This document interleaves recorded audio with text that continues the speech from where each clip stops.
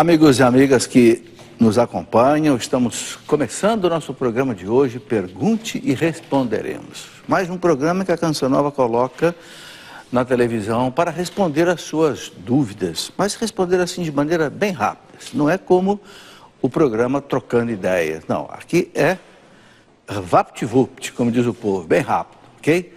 Vamos pedir a Deus que nos ajude com a sua graça, com a iluminação do Espírito Santo, para que a gente possa responder as perguntas conforme a igreja nos ensina. Em nome do Pai, e do Filho, e do Espírito Santo. Amém. Ave Maria, cheia de graça, o Senhor é convosco.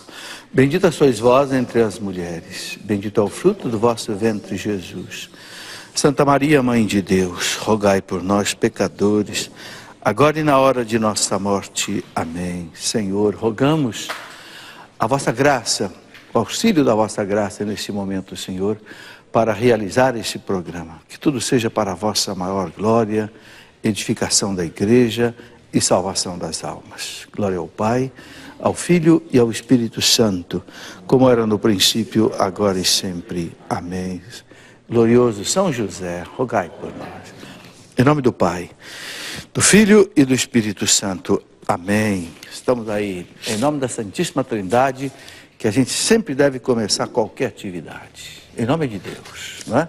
Tudo sai melhor, tudo sai mais bem feito.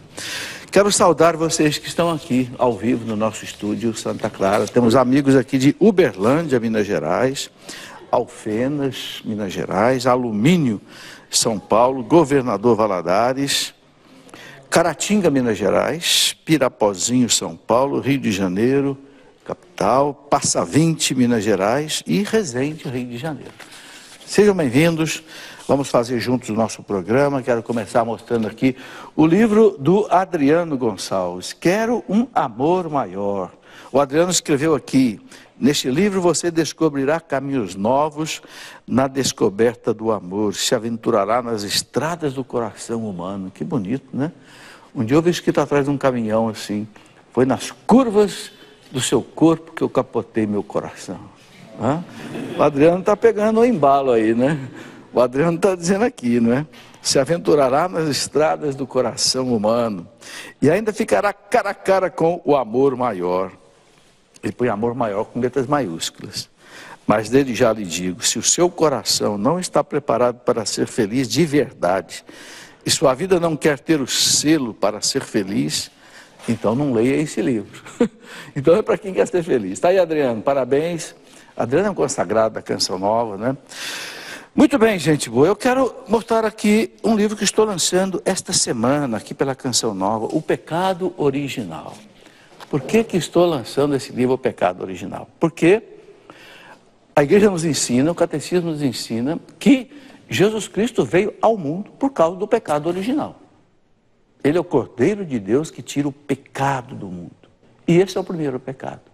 Muita gente não entende, muita gente tem dúvida, mas é dogma de fé. Então, o que a igreja ensina sobre esse pecado original? O título é esse, o pecado original. O que a igreja ensina, não é o que eu ensino. Não, é o que os papas ensinam, o que a Bíblia ensina, o que o catecismo ensina, o que os doutores da igreja ensinaram. E eu queria dizer uma coisa muito interessante que eu coloquei aqui atrás desse livro. Escute, o Papa Bento XVI, um dia ele disse que se ele não tivesse mais os encargos de prefeito da Congregação da Fé, quando ele era cardeal, ele queria escrever um livro sobre o pecado original, porque ele diz que é um dos pontos mais mal entendidos na teologia. Interessante. Eu até escrevi aqui, ó. O Papa diz assim: a incapacidade de compreender e apresentar o pecado original é realmente um dos problemas mais graves da teologia e da pastoral atuais. O Papa considera, né? Olha aqui, a incapacidade de compreender e apresentar o pecado original é realmente um dos problemas mais graves da teologia e da pastoral atuais. Com efeito, se não se compreende mais que o homem vive num estado de alienação, não se compreende mais a necessidade do Cristo Redentor. Toda a estrutura da fé é dessa forma ameaçada. Quer Quer dizer, o Papa está dizendo, se a gente não compreendeu o que é o pecado original, o mistério de Cristo fica comprometido, e ele fala aqui, toda a estrutura da fé é ameaçada. Bom, como existem ainda hoje alguns teólogos que relativizam o pecado original, caem um pouco naquela heresia chamada pelagianismo. Pelágio foi um monge que negava o pecado original e que Santo Agostinho combateu. Depois tivemos um semi-pelagianismo e hoje existe também aí um pelagianismo disfarçado que tenta negar o pecado original. Então, a igreja não quer saber disso não, é dogma de fé. Dogma de fé não pode mudar. Então está aí, quem tem interesse, Canção Nova já tem aí este livro. Muito bem, vamos responder então as perguntas que já chegaram aqui por telefone. Depois, no segundo bloco, aqui no Plasma, as perguntas que chegam por e-mail. O e-mail é pergunte e responderemos @cancionnova.com. E o telefone 12 31 86 26 00. Primeira pergunta que vem da Delma, que é de Duque de Caxias, no Rio de Janeiro. Ela pergunta assim, diz que é sócio pelo boleto bancário, a Canção Nova agradece, e ela pergunta assim, por que a Igreja Católica Apostólica Romana não aceita o batismo da Igreja Ortodoxa Romana do Oriente? Ô Delma, não é que a Igreja não aceita, veja bem, todos os sacramentos da Igreja Ortodoxa, que é a Igreja lá do Oriente, que a partir de 1054 se separou da Igreja Católica por causa do chamado cisma, né, de Celulário. Celulário era o patriarca de Constantinopla, rompeu com o Papa em 1054, então fundou a Igreja Ortodoxa. Ela tem todos os sacramentos válidos, então a Igreja considera válido o batismo. Só que é o seguinte, o católico não pode ser batizado. Se o católico for batizado lá, o batismo valeu? Valeu. Mas é uma coisa ilícita para o católico. A mesma coisa a comunhão. Se o católico comungar numa igreja ortodoxa, vale. Mas ele não pode fazer isso, porque a igreja ortodoxa está separada da igreja católica. Compreendeu? Muito bem. Zilda de Cabo Frio pergunta o seguinte, também sócia pelo boleto bancário. O que São João Evangelista quis dizer quando disse que só se salvariam 144 mil lá no Apocalipse, né? O que ele quis dizer? Veja bem, 144 é um número simbólico. O Apocalipse é cheio de números simbólicos. 12, 3, 7, 1000. O que é o 144 mil? 144 mil é 12 vezes 12 vezes 1000. Significa o quê? O 12 na Bíblia tem um sentido de plenitude. 12 vezes 12, plenitude elevada ao quadrado. E o 1000 tem um sentido de coisa enorme. Então, 12 vezes 12 vezes 1000, que dá 144 mil, quer dizer uma multidão. Simplesmente isso. São João não quis dizer que só vão se salvar 144 mil. Longe disso. Longe disso. A igreja já canonizou mais de 20 mil santos. Ok? Eu aproveito para dizer que gravei um curso bíblico, né? São mais ou menos 100 horas de gravação, onde eu explico cada um dos livros da Bíblia. Um dos livros que eu demoro nele é o Apocalipse. Acho que gastei umas 3 horas de gravação para explicar a complexidade do Apocalipse, os símbolos, aquelas figuras que aparecem ali, ok? Muito bem, então é uma oportunidade para as pessoas aprenderem. Gravei também um curso sobre o Catecismo da Igreja Católica, um curso de 40 horas, porque o Catecismo é a nossa doutrina. É assim que a gente vai se tornando um católico autêntico, convicto da nossa fé. E gravei um curso também de História da Igreja, 21 séculos, mais ou menos aí umas 80 horas de curso em CDs. Né? Tudo isso você encontra aqui pelo Departamento Audiovisual da Canção Nova. Bom, a Maria Aparecida Ferreira Silva, de Cruzeiro, ela pergunta o seguinte, sócia pelo boleto bancário, que coisa boa. Veja, se a pessoa não é sócia, nós respondemos a pergunta dela. Mas a gente pede que as pessoas se associem para ajudar a Canção Nova. Porque a Canção Nova não tem propaganda, não tem comerciais. Bom, sou casada no civil de segunda união. O padre me disse que não posso comungar. e nem confessar. Comungar eu sei que não posso, mas a confissão, é verdade que eu também não posso. Ô Maria, é verdade, sabe por quê? Porque a pessoa que está na segunda união, se ela se confessar, ela continua com a situação irregular, porque continua casada sem receber o sacramento. Então, o padre não pode dar absolvição de todos os pecados dela, por isso que ela não pode confessar também. No fundo, não pode receber nenhum sacramento. Entende? Mas a igreja pede que não se afaste da igreja. Lute para resolver a tua situação, de repente verificar se o primeiro casamento não foi nulo, se não há oportunidade de conseguir uma declaração de nulidade junto ao tribunal da igreja e realmente realizar o matrimônio. Entendeu? Essa é a posição da igreja. Bom, uma pessoa que pede para não ser identificada diz que é depressiva e que sua secretária, que é evangélica, disse que ela continua depressiva por adorar imagens. A secretária disse que está escrito na Bíblia que não devemos adorar imagens. Se eu podia explicar alguma coisa sobre isso. Essa questão de imagens volta aqui a toda hora. Nós não adoramos imagens. É preciso entender isso. Nós veneramos uma imagem. Se você for num dicionário de teologia, não um dicionário comum de português, mas no dicionário de teologia, você vê que existem duas palavras que vêm do grego: adorar e venerar. Adorar vem de latria. Daí tem a palavra idolatria. Adorar ídolos, idolatria. E temos a palavra que vem de dulia, que quer dizer venerar. Então a igreja presta um culto de dulia aos santos, ou seja, culto de veneração. Quando você olha para uma imagem, como aquela que está ali, né, o que a imagem representa para nós? Você pega uma imagem, por exemplo, essa imagem aqui, né, do nosso querido beato João Paulo II, que logo vai ser canonizado. Já está aprovado o segundo milagre do Papa. Rapidamente o Papa vai ser canonizado. O que significa a imagem? A imagem significa que aqui está um santo.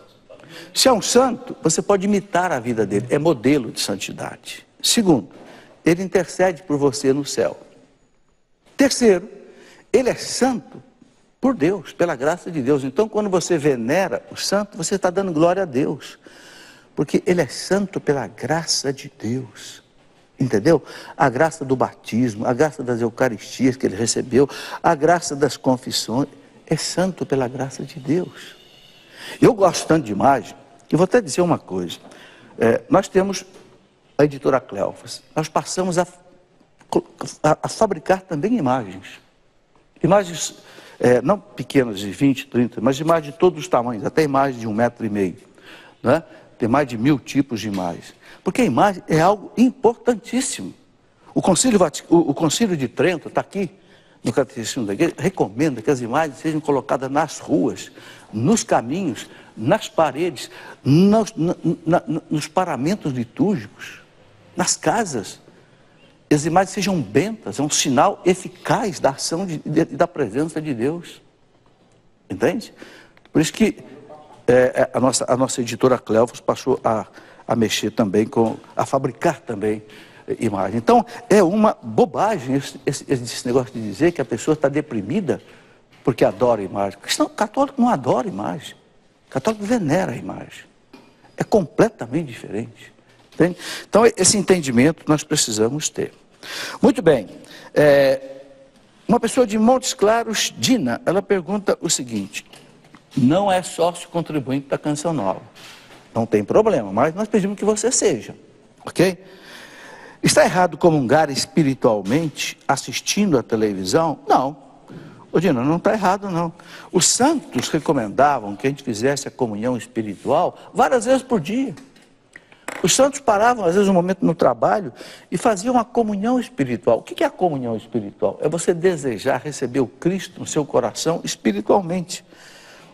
Você não está recebendo sacramentalmente na Eucaristia, mas você faz um ato de desejo. Senhor Jesus, não posso te receber sacramentalmente agora, mas eu quero recebê-lo ao menos espiritualmente na minha alma. Toma conta da minha alma, inunda o meu ser. É uma comunhão espiritual. E aí você pode ficar conversando com Jesus ali. Entendeu? Pode sim. É uma pessoa que pede para não ser identificada. Está aqui o nome dela, mas nós não vamos identificar. É sócia pelo débito automático. E ela diz assim: gostaria de saber se um morto poderia fazer mal a uma pessoa ou ficar acompanhando alguém. Se pode acontecer isso, como eu faço para afastar uma alma da minha vida? Olha, não tenha preocupação com isso.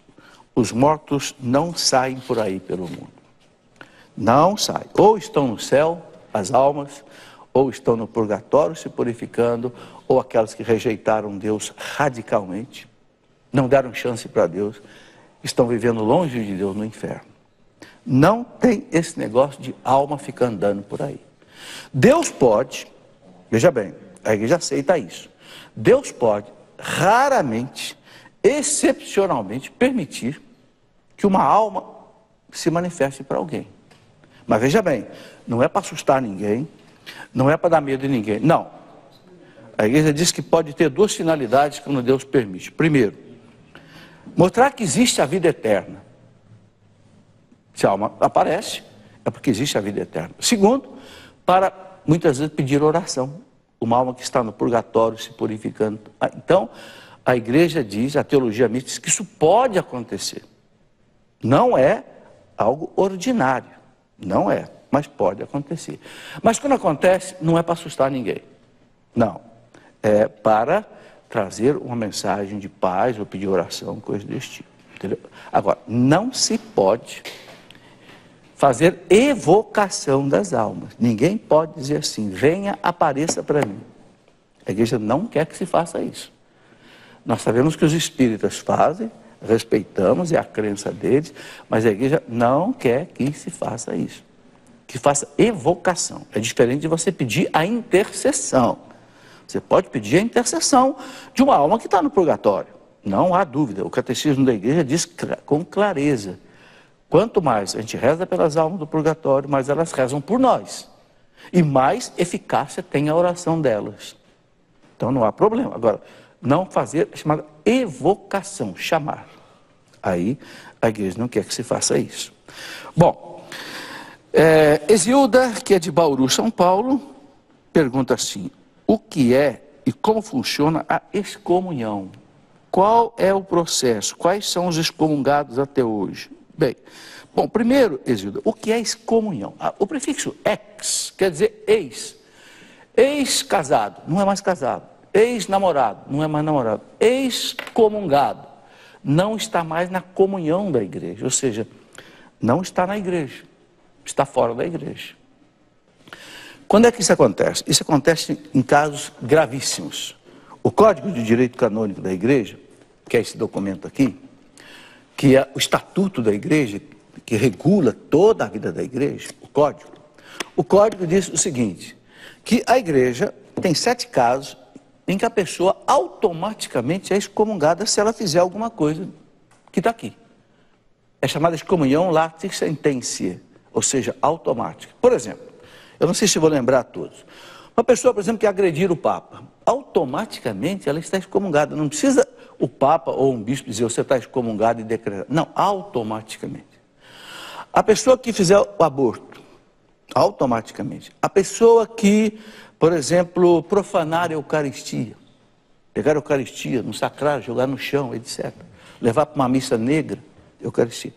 Um padre que profanar a confissão, por exemplo, se um padre contar o seu pecado para alguém, ele é excomungado. Um padre, por exemplo, que confessar uma mulher que teve uma relação sexual com ele. Os dois são excomungados. Né? É um outro caso. Então tem 7 casos em que o Código de Direito Canônico diz: já é excomungado automaticamente. A pessoa pode voltar? Pode. Se ela se arrepender, fizer uma confissão, o padre suspende a excomunhão, porque ela não pode confessar se ela está excomungada. Então, primeiro o padre tem que suspender a excomunhão. Ou seja, trazê-la de volta para dentro da igreja. Agora, aí pode confessar. Entendeu? Ela pergunta aqui: quem são os excomungados? É difícil a gente saber quem são. Como a coisa é automática, aí não dá para saber. Bom, Agora, existe também a excomunhão que pode ser aplicada pela igreja, independente desses certos casos. Aí não é lato sentença, aí é aplicada. Bom, uma outra pessoa aqui de Cachoeira Paulista pergunta o seguinte: afirma ela que Nossa Senhora teve uma irmã chamada Maria de Cleofas. Realmente está escrito no Evangelho de São João. Ela quer saber qual é a posição sobre isso. Bom, primeiro, essa questão de irmão e irmã, na Bíblia, não quer dizer irmão de sangue, simplesmente. Por quê?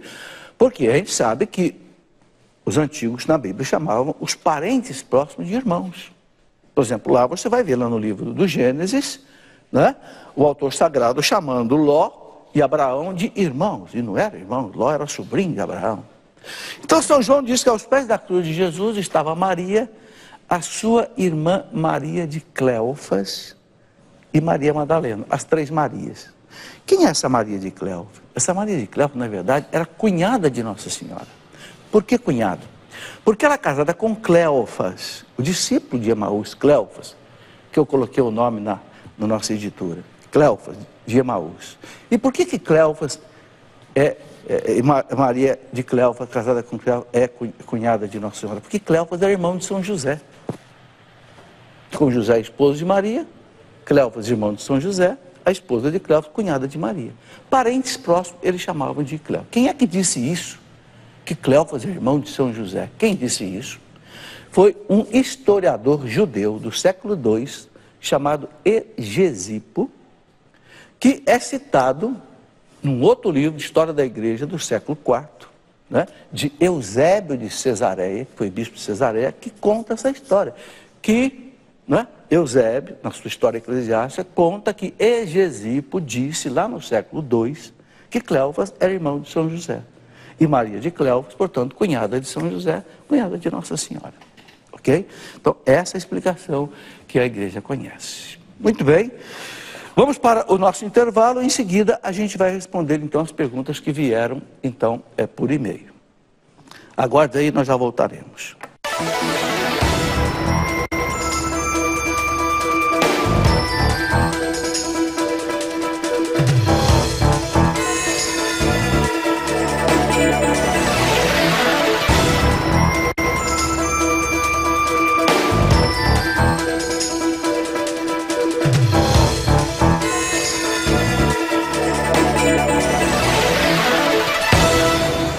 Meus amigos, antes de continuar a responder nas perguntas, quero mostrar novamente esse livro que o assunto é muito importante, o pecado original.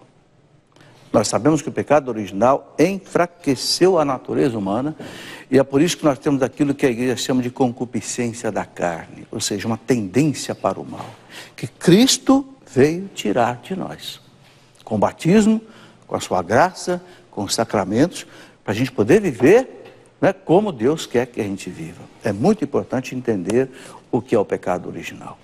Muito bem. Outros livros que nós temos aí à sua disposição pelo Departamento Audiovisual da Canção Nova. Vida Sexual no Casamento, algo que muita gente pergunta sobre isso, né? Os Dogmas da Fé, muita gente quer saber quais são os dogmas da fé. Então, escrevi um livro inteiro explicando o que a igreja nos ensina sobre os dogmas da fé. Desde a criação até todos os sacramentos e etc. No coração da igreja, são textos selecionados de grandes doutores da igreja, etc. Aqui, um livro muito importante, A Minha Igreja, para você conhecer a igreja é a nossa mãe, temos que conhecer a nossa mãe. O que é a igreja una? Santa, católica, apostólica, o que quer dizer isso? Aqui tudo explicado, ok? Um livro que nós vamos também transformar em LPO, Mulheres Sofridas, né? Essa lágrima aqui já diz tudo para você, né? Mulheres sofridas, né? A mulher é muito mais sensível do que o homem, a mulher chora com mais facilidade, então a mulher sofre mais, né? Para entender a liturgia, entender a missa, entender os sacramentais, os sacramentos, um livro, né, sobre liturgia. São todos livros para a gente crescer na nossa fé. Bom, quero lembrar aqui, quero mostrar aqui o curso de História da Igreja. mais ou menos 80 horas, em CD. Você vai colocando no carro aí ou em casa, século I, século II, etc., até o século XXI. Depois um livro sobre o catecismo, um curso sobre o catecismo da igreja, em CDs, okay? Não é DVD. E um curso sobre a Bíblia, né? Explicando os 72 livros da Bíblia, um por um. Ok? Bom, estamos gravando um curso sobre a família. Pediram que eu gravasse um curso sobre família. Por quê? Porque acho que já dei mais de 300 encontros de família por esse Brasil afora, fora do Brasil também, mas não dá tempo de viajar. As atividades aqui na Canção Nova são muitas, graças a Deus. Então, o que eu estou fazendo? Gravando um curso, mais ou menos umas 30 horas, pegando desde o namoro até a viuvez. Como eu passei por todas essas fases da minha vida, de namoro, casamento, agora estou viúvo, foram 40 horas de vida, então, um curso, né, para quem quiser meditar sobre isso. É o curso que eu dou aí pelo mundo afora, sobre família, andando por esse Brasil. Muito bem, vamos aqui às perguntas que chegaram, então, por e-mail. Uma pessoa que cometeu um homicídio, matou alguém, e em seguida se suicidou, ela é automaticamente excomungada? Ela tem direito a exéquias e a missa de sétimo dia? Veja bem, não é excomungada. Não está escrito aqui no catecismo, ou no Código de Direito Canônico, que a pessoa que praticou um homicídio, ou a pessoa que fez alguma outra coisa que está ali, seja excomungada. Não. Aí pergunta se a pessoa pode receber as exéquias. Exéquias é a encomendação do corpo. Pode, a igreja não proíbe. Inclusive o catecismo da igreja, quando fala do suicídio, diz assim que, claro que o suicídio é um pecado grave, mas dependendo da condição psicológica da pessoa, às vezes uma depressão muito grave, a culpa da pessoa pode ser diminuída. Então ninguém pode julgar. Não se diga que um suicida está condenado ao inferno. Não se diga isso. Não é verdade. A igreja não diz isso, então ninguém pode dizer. E a igreja pede que se reze pela alma dele. Misericórdia para com todos. Só Deus pode julgar, ninguém mais. Sou médica e gostaria de saber como proceder frente a um paciente que quer fazer o uso de métodos contraceptivos não naturais.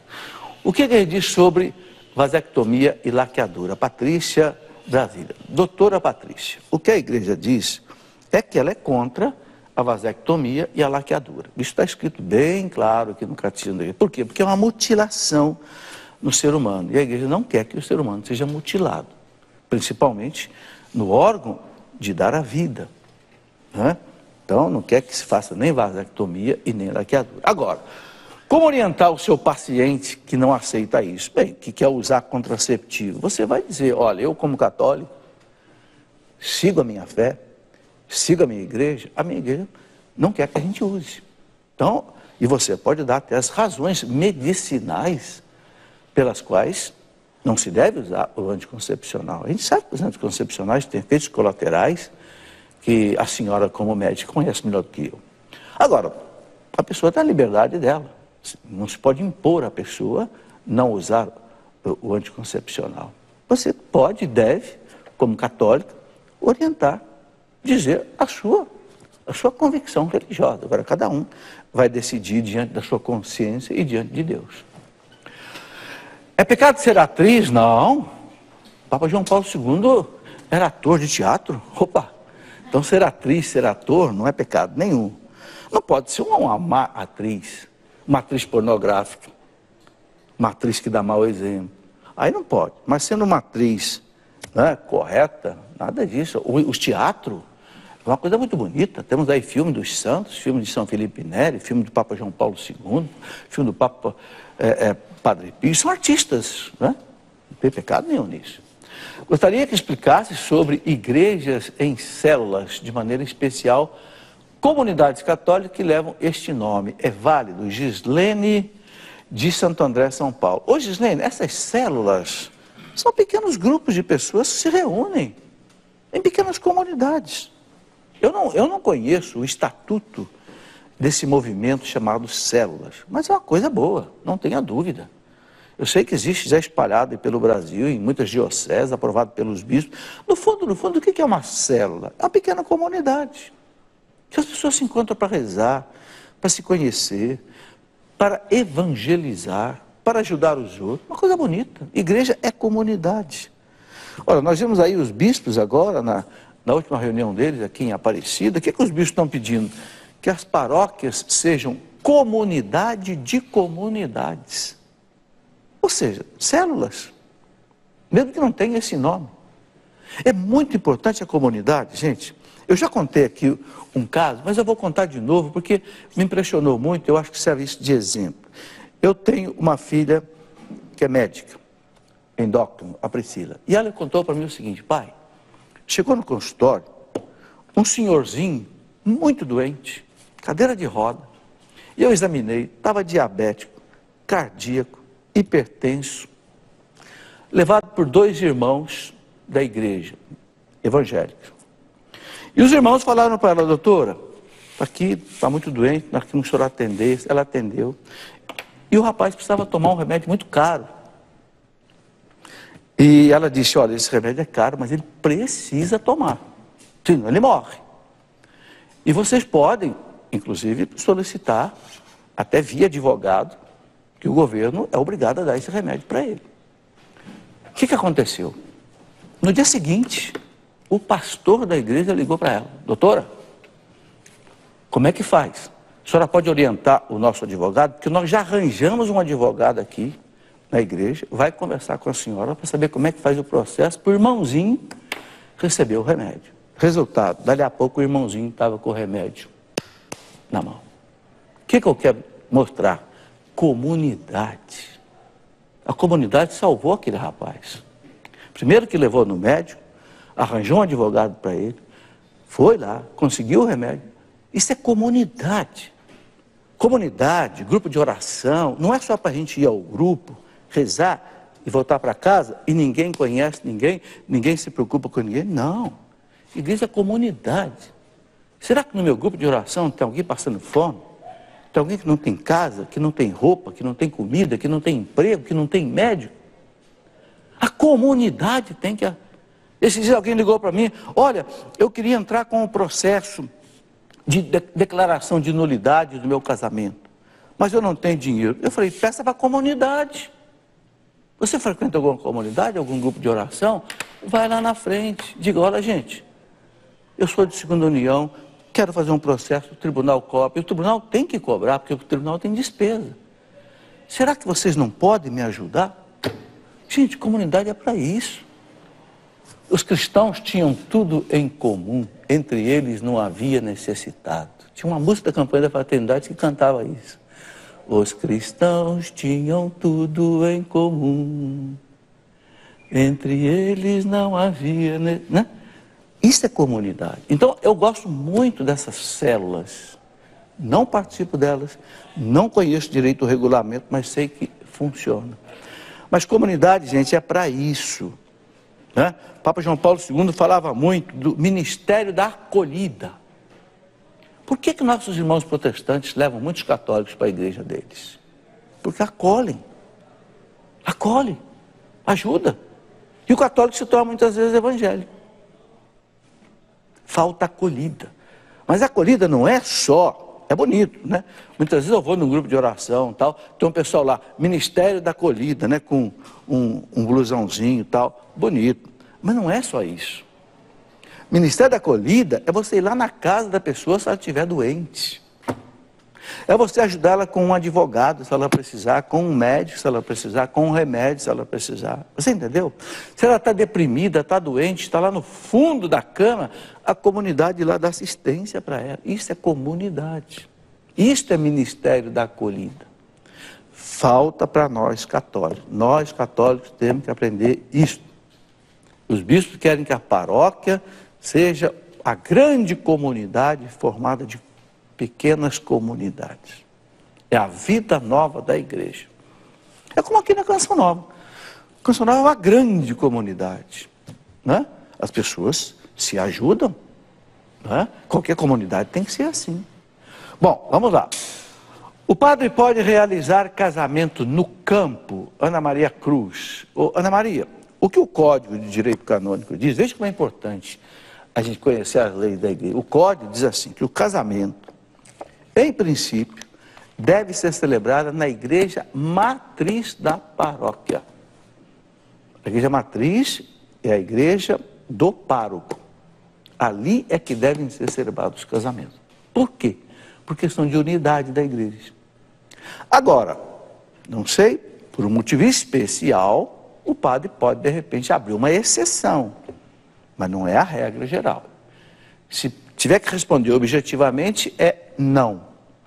Mas, excepcionalmente, às vezes há algum problema que não convém celebrar o casamento na paróquia. Então, o padre pode autorizar um casamento até em casa. Pode. Cada caso é um caso, né? Há casos especiais que a igreja tem soluções excepcionais. O que quer dizer hosana? Hosana nas alturas. Celina, a palavra hosana, ao pé da letra do hebraico, quer dizer salva-nos. A palavra hosana quer dizer salva-nos, né? Hosana nas alturas ficou também com o aspecto de glória a Deus nas alturas. Mas a tradução ao pé da letra seria salva-nos, né? Muito bem. Professor, é correto o Brasil instituir feriados católicos? Sim, claro. Muita gente argumenta que, sendo o Brasil um Estado laico, isso não poderia acontecer. Exemplo, feriados na Jornada Mundial da Juventude. Veja bem, o João Júnior Tetel, o João, o fato da nação, do Estado ser laico, não quer dizer que a nação seja laica. Vamos entender o que é Estado e vamos entender o que é nação. A nação é o povo. O povo não é laico. O povo brasileiro é católico, é evangélico, é espírita, é isso e aquilo. Talvez 65% católico e 20% protestante. O povo não é laico. Laico quer dizer sem religião, não. O povo católico, o povo brasileiro, se você perguntar para 95% dos brasileiros, vão dizer, eu tenho uma religião, eu acredito em Deus. Agora, o Estado, que é o quê? A máquina que governa a nação, onde está o governo, o Estado, ele é laico. Então não há problema nenhum da nação pedir para o Estado fazer um feriado religioso. E, por exemplo, de Nossa Senhora Aparecida, 2 de outubro. Por que é feriado? Porque lá, em 1940, mais ou menos, o presidente da República, na época, se não me engano, Washington Luiz, junto com o cardeal do Rio de Janeiro, porque a capital do Brasil era o Rio de Janeiro, na época, ambos declararam oficialmente, pela Igreja e pelo Estado, que o Brasil é consagrado a Nossa Senhora Aparecida. E o Papa, na época, mandou uma coroa de ouro para Nossa Senhora. Então, passou a ser um dia de feriado. Por quê? Porque a nação, que naquele tempo era 90% católico, hoje não é mais, mas era. A nação pediu para o Estado, e o Estado entendeu e aprovou.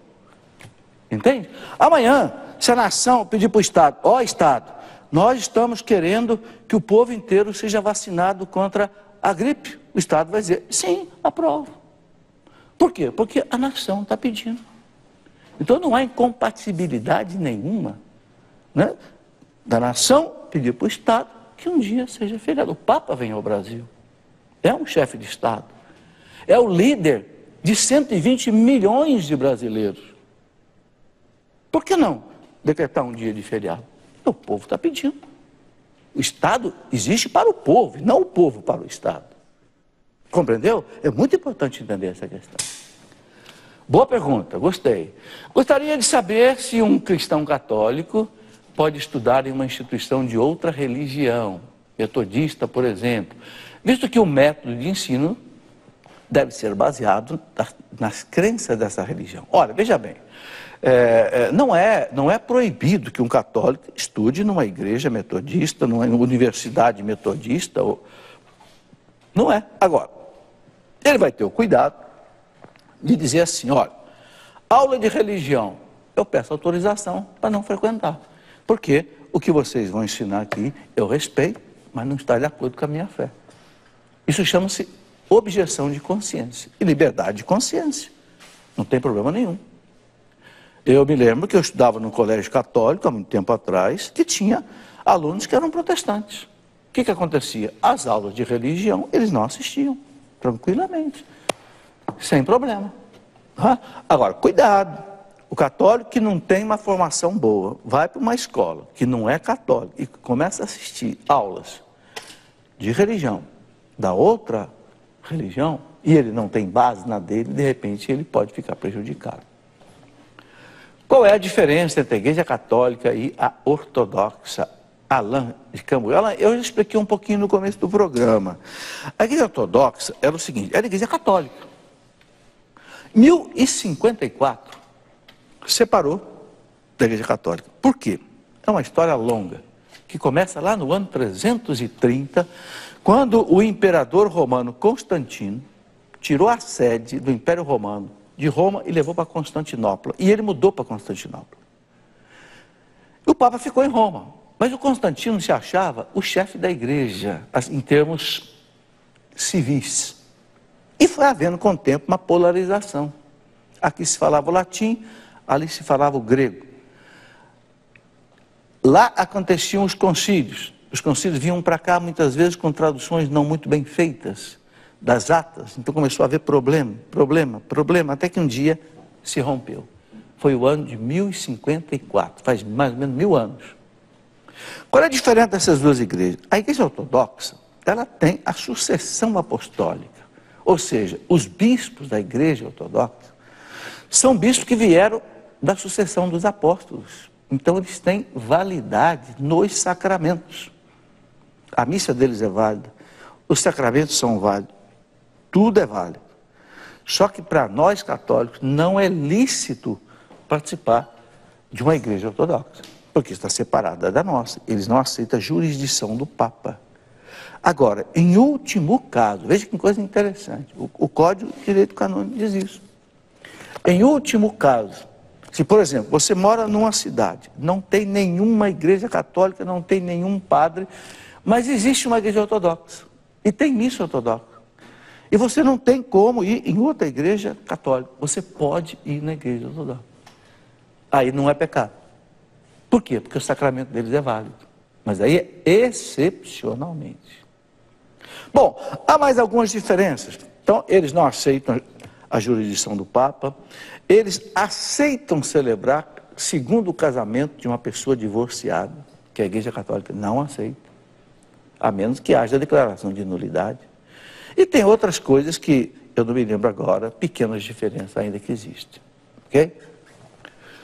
Algumas emissoras tentam camuflar o manifesto e não discutem com profundidade o que está por trás disso. Leandro Targino e Regiane Martins. Ô Leandro, eu estou pensando que esse manifesto que você está dizendo aí deve ser as manifestações de rua que estão acontecendo no Brasil. Algumas emissoras tentam camuflar o manifesto. Eu, sinceramente, eu não acompanho. É verdade que eu não tenho visto as emissoras católicas acompanhar os manifestos na rua. Mas eu vejo que aí é mais por uma questão até de preparo das emissoras católicas. As emissoras católicas, Canção Nova, Rede Vida, Aparecida, elas não têm um aparato que tantas outras têm. E também a igreja, ela é prudente. É prudente. Se já tem tanta televisão mostrando as manifestações, eu penso que, não sei, pode ser necessário mostrar, mas qualquer canal que você liga aí está mostrando o povo na rua. Então as televisões católicas preferem o quê? Usar esse tempo para outros tipos de programa. Debates. Eu acho muito mais importante hoje debater as questões que o povo está preocupado, como nós fizemos aqui a semana passada. Semana passada, neste programa, eu não respondi nenhuma pergunta. Por quê? Porque eu trouxe o jornalista da Canção Nova, Oswaldo, e eu e o Oswaldo ficamos 1 hora aqui discutindo os problemas que o povo está levantando na rua. Eu acho isso mais importante do que você ficar mostrando o povo na rua, os quebra-quebra, que nós já estamos cansados de ver. Eu não estou dizendo que não seja importante. É muito importante o que está acontecendo no Brasil. Nós falamos isso muito claramente aqui a semana passada. E o povo e as autoridades, os governos, os políticos têm que fazer uma leitura do que está acontecendo. Eu disse aqui, eu repito, nunca na minha vida eu vi manifestações tão fortes, tão profundas como essas que estão acontecendo. Mas eu penso que as TV católicas, mais do que mostrar isso, tem que debater o problema.